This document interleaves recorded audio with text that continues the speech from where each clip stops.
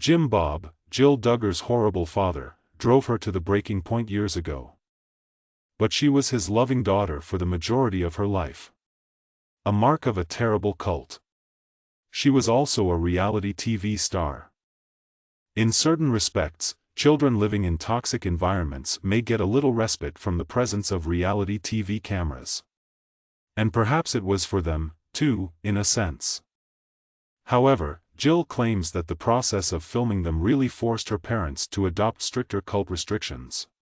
You know, too? It makes a twisted sense, sort of. Jill Duggar had a conversation on the aptly named Sounds Like a Cult podcast on Tuesday, December 5th. She said, "We didn't grow up with television in our home." Many of the depressing circumstances of her childhood are, of course, well known to her fans. Jill went on, "So we didn't grow up, like, watching ourselves on TV." Jill went on, "But I will say that, yes, I believe that these guidelines and lessons from the IBLP were emphasized more. This is because then you have a platform and a reputation at stake," she surmised. Put differently, the existence of the camera always modifies your view.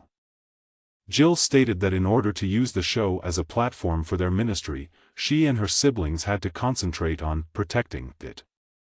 That was Jim Bob's presentation of it. Jill also understood that if she didn't live what she was preaching, she would be attacked. Jill said, "The pressure was already there because of the way we were raised and the group pressure we were in. But you add a TV show to that and it definitely makes that more intense," the woman continued.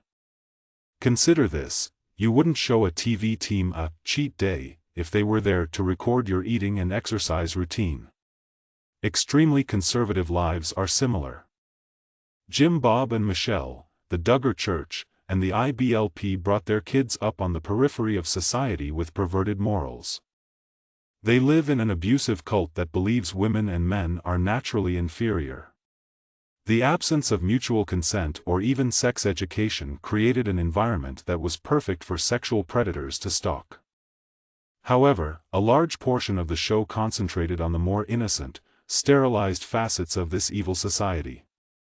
For example, their absence of a TV, Michelle's terrible hairstyle, and the rigid dress regulations for women." Derek added in, saying that while the show was filming, the camera's presence fed that control. In other words, the camera fixes everything.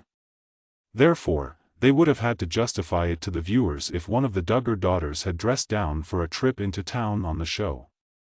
It was obvious that the tight dress code was the main topic of discussion. It became an essential emblem since it was a visible, seemingly innocuous reflection of their strong ideas. Derek asserted, "The producers would want you to."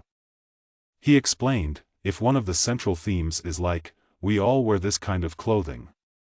And then somebody appears who isn't dressed in that manner. That would put the pressure on her dad because you're maintaining that theme of this is how we act and we don't want to be asked to address it," Derek went on to say. Jill confirmed in a recent interview that IBLP is a cult. Although survivors have said it out loud, it's still helpful to hear it. Jill made the suggestion, "I think it doesn't fix the problem even if you remove the person in leadership because a lot of those same values and principles are still being taught. IBLP is still a haven of evil, even without its shamed founder Bill Gothard. I believe that some people believe that Bill Gothard has been removed from the problem. It improves everything," Jill remarked. "No, it alters the image and might even add a charming storefront," she said, providing an example. "But it doesn't alter the general concepts that are still taught and upheld," as Jill accurately pointed out.